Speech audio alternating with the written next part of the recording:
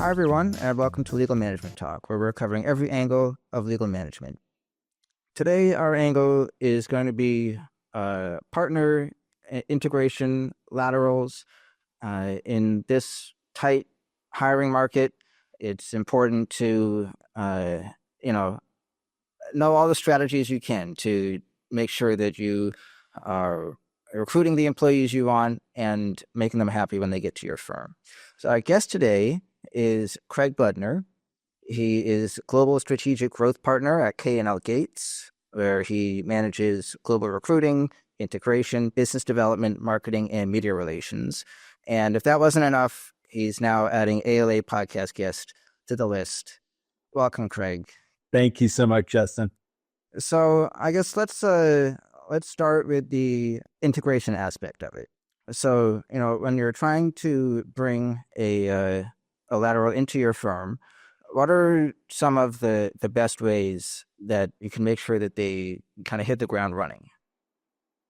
Yeah, it's a fundamental question because, as you know, Justin, the big firms like ours invest a lot of money in recruiting new partners, and so you first want to look at the candidate and make sure that the partner or group or office or whatever you're investing in create synergies with existing practices and markets that you have. And so with that in mind, we use our interviews as an initial pre-integration tool, if you will. So not only are they for vetting to determine fit and synergy, but they're also an effort for the new partner to get to know partners they might work with and to start to mentally think about how to bring over their practice and grow that practice on the platform. So they may be partners in the same practice. They may be partners in a different practice, but who might intersect with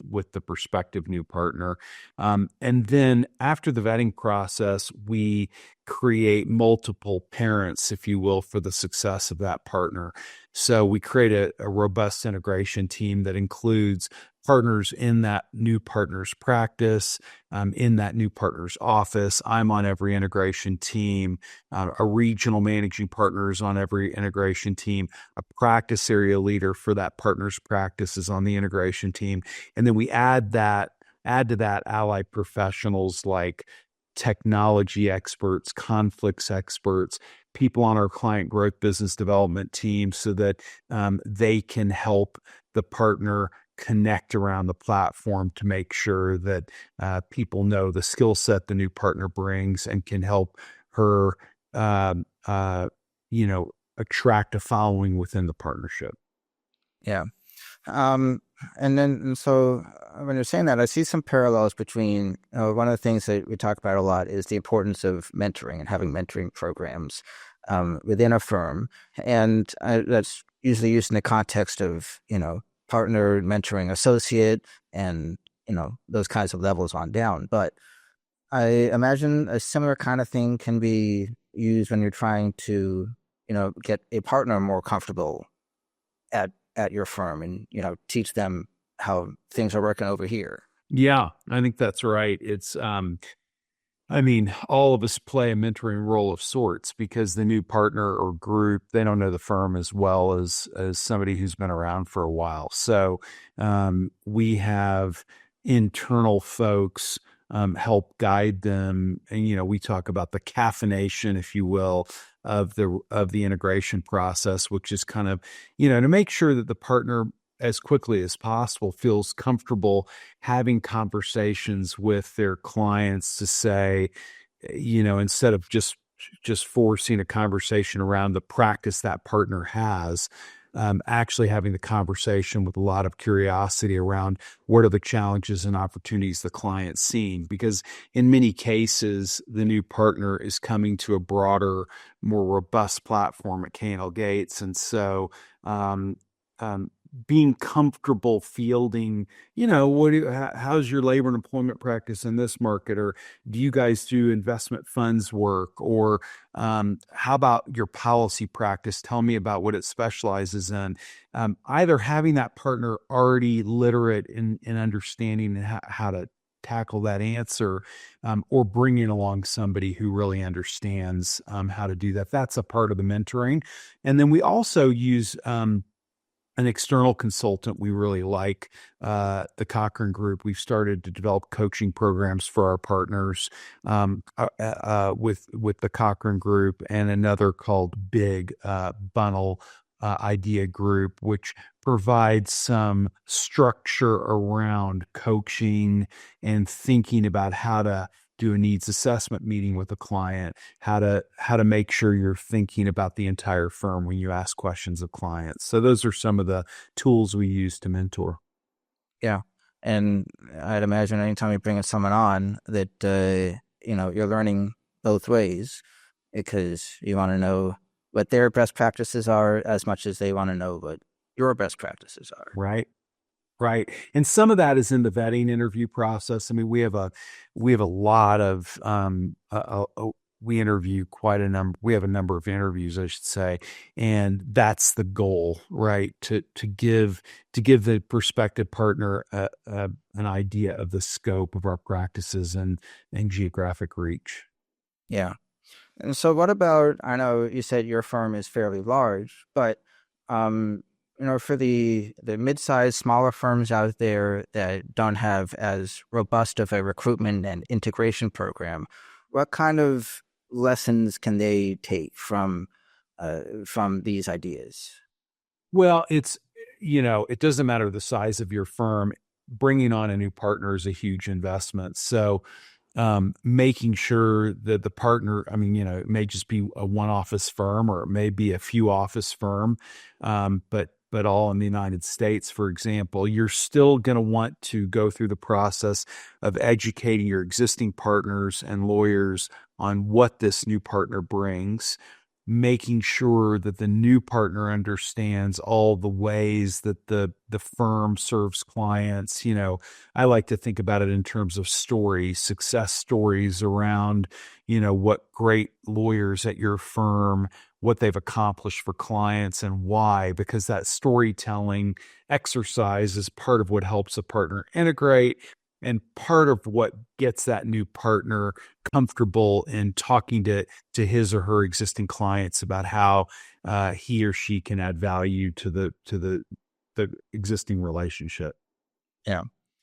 And I know kind of overlaying all of this is a sense of collaboration that, you need to extend the reaches across the firm so that the new person feels that they know who to turn to and what's going on.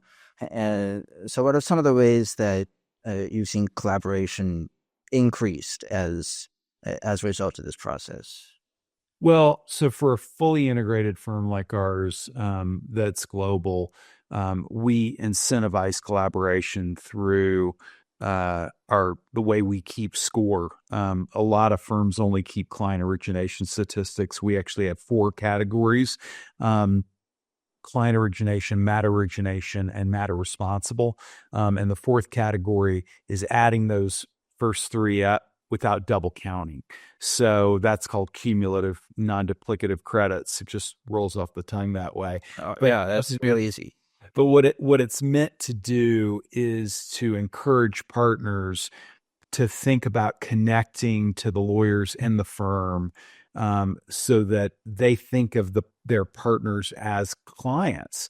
54% of our work is sourced by a lawyer in office or practice A and done by a lawyer in office or practice B. It's a staggering statistic in my mind, and we're told we're an industry leader in that regard. And so I think a lot of it is driven by the architecture of the system, that you get credit when a partner calls you and says, "Hey, Craig, can you help me bring this matter in? It's not in my geographic space, or it's not in my practice space." I get matter originating credit, which is a separate form of credit. Similarly, if I call you, Justin, and I say, "Justin, you're the corporate lawyer in New York. I need your help on a matter." You're going to be the matter originator. I'm going to be the client originator. So by encouraging that kind of collaboration, you discourage silos, because if I've got higher integration numbers on that cumulative non-duplicative credit statistic, then I'm going to do better than a lawyer who just sells himself or herself and puts him or herself on every category of credit, right? It's just me. It's Craig Budner. I'm the litigator.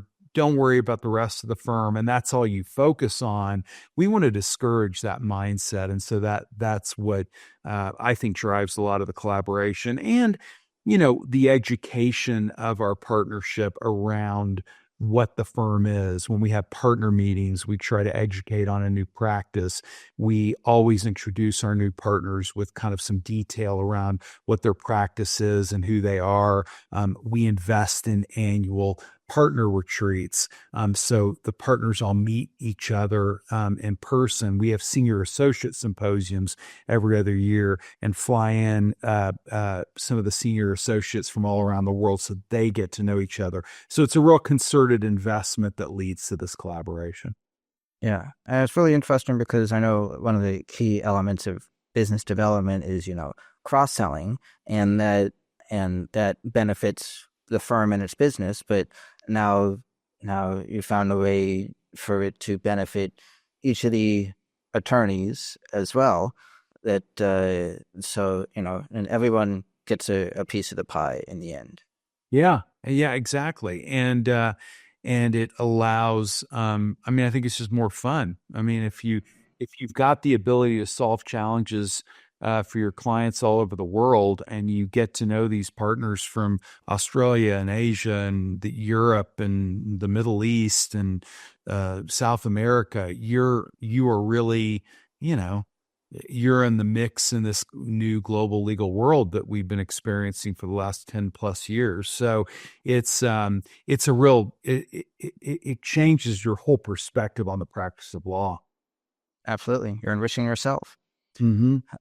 And so I want to turn now to a little more of the, I know it has its tentacles in what we've already talked about, but in the recruiting side of things and attracting partners, what are some of the key things that you're looking to do as a hiring manager and hoping to pull partners into your firm? Well, it's less of a sell in my role because I'm responsible for all the lateral partner hires that we do. But I work very closely with practice leaders, industry leaders, and office, regional leaders. So for me, it's making sure the partner will have a positive experience at the firm. I mean, that's my first test. I don't want to bring anybody in if all they're going to do is do the exact same thing they did at their prior firm, right? There's got to be a reason for them to join, and in part that reason has to be grounded on their improvement in their service to their clients. That's the key, because it doesn't do anybody any good if you bring somebody in for 2 years and they leave. There's a transition period, as you know, and so it's a big investment to just have somebody leave. So we really take it seriously to, at least on our end, make sure we believe the partner will be successful at K&L Gates. And then, making sure they understand we take this process extremely seriously, and that we don't view it as, okay, you've got a $5 million book, we're buying your book of business. That's not how we approach it. We approach it as, this is a two-way street. We have a responsibility to you to facilitate your success, and you have a responsibility to deliver on the relationships that you say you're going to deliver on. And when you work together and you both own the success of the project, it leads to a much higher chance of success. So that's how I approach it from that, which is, does my spidey sense tell me that this is somebody who's going to be really happy at K&L Gates and hopefully will finish their career here? Yeah. And it seems to me like you're describing, even though it's technically a lateral move, it's really kind of an upward move, because you don't like so they don't stay stagnant as Right. they make the transition. You want them to grow with the firm as they transition over. Absolutely. Because some of their clients may not fit at a K&L Gates, right? They may leave behind even some of their work if they're a smaller firm. Um, and so we want to make sure the profile of what they're expecting to get out of it is what they get out of it.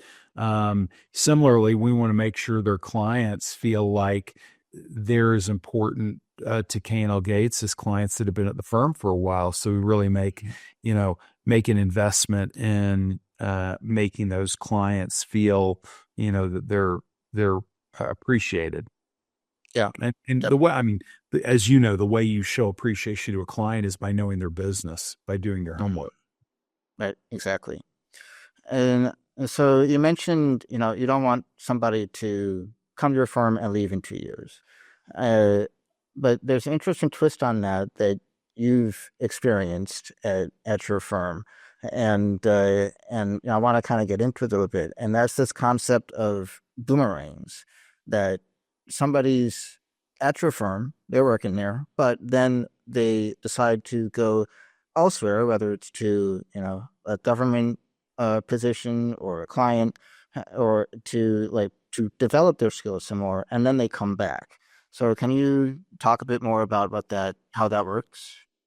Yeah. I mean, we do have the occasional partner who leaves, goes to another firm and comes back. So I wouldn't say that uh, that's not something we see. It's more rare than the other that you described, which are partners who go, be it they're a GC, they go work in DC in a governmental entity in a practice space we're in. Um, and they decide they get what they want to progress their practice and they come back. And I mean, my view of any personal relationship is you don't ever want to burn any bridges. I mean, for anyone out there who's listening who makes a change in their career, and I know most people, make at least one change. I've been at the same firm. If you consider my legacy firm, Hughes and Luce, I've been at the same firm my whole career. So I've actually never changed law firms, but you never want to burn a bridge because you never know how it's going to work out. And I approach that the same way when partners leave. I mean, we all have different needs for our practice or our family or whatever. And a lot of lawyers find themselves at a stage of their career where they feel like to be a big rainmaker, they need to go into the government and understand that side of their practice, or go to a client and understand that perspective to continue to grow and mature. And we're very interested in taking that partner back and have very successfully, if they want to come back and apply the skills they've learned into our back into our firm, because they already know our firm. So it makes the integration process much easier. They know the practices. They know what makes the firm great. Yeah. And so I know from your perspective, they're coming back, but what about from that agency or client that they're going to, uh, and then they go there, they learn what they need, and they leave there. Like, what are from that end of things? Like, what do they think of that? Are they okay with that on their end? Yeah, I mean, most governmental entities or even clients understand that lawyers are going to come and go, and uh, typically when it's a client, we've worked through it so that it's not disruptive and that we continue to have the lawyer do the things they were doing for the client, so that there's an easy transition. So the clients typically, I haven't had a situation where the lawyer boomerangs from a client and the client is either unaware or disappointed in the result. I mean, Mhm. they may be quietly disappointed, but they usually know that that was a possibility at the outset, and they feel comfortable because now they've had somebody who really understands their company back at K&L Gates. Same with the governmental agencies. There's so many factors that go into why people stay at the SEC or the FDA or the FTC or all these, alphabet soup agencies that exist. And so they know that part of the game is that, they're going to teach folks, and then the folks are going to leave. So there are very rarely hard feelings there either. And as I said, the person comes back with a tremendous appreciation for the other perspective and can help clients read the tea leaves with those agencies. Yeah. And you alluded to it, but there's also a big kind of, reference to something we talk about a lot of succession planning and preparing for when partners leave your firm. And so I'm sure there is still, obviously, there has to still be an aspect of that to keep the service going when they're gone. But then there's a new wrinkle of, oh, well, they're going to come back in the end anyway. So it's just kind of the two ends of planning there.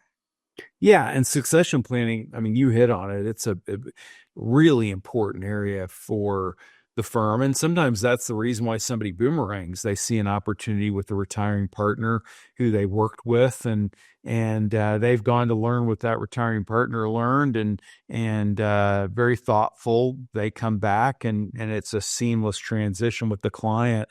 I think clients really appreciate when you think about it that way, because they see that you value the relationship and want to make sure that they're not left in the lurch when a partner retires or steps back. Yeah, definitely. Um, so last thing before we go, we sometimes digress here at Legal Management Talk, and so I understand you're a big baseball fan. As we tape this, we are in the middle of the World Series. Yeah. I'm not going to ask you for your prediction because by the time this comes out, it may be totally wrong or totally right. Who knows? But I will ask, and I know you're a Texas Rangers fan, so probably I'd imagine it's pretty hard to be rooting for the Yankees. But so did you see that that walk-off grand slam? And I did. What'd you think? I did. I thought about, as a Texas Rangers fan would, I thought about game one of the World Series last year when Corey Seager tied the game in the ninth inning when we were left for dead against the Diamondbacks. I believe that home run, kind of, I feel like it's like any sport when something tilts so dramatically, it changes the mindset of a series. And I think we may look back on that home run, even though it was in game one, like the game one home run Seager hit, and see that as the turning point of a series. But the Yankees are a really good team. And as you say, this could be dated. But at the time of the taping, Ohtani, the great Dodgers player, is, I've dislocated my shoulder. I don't know what he did, but I could not have played baseball or swung a bat 2 or 3 days later after dislocating my shoulder. I was out for a couple of 6 weeks or so.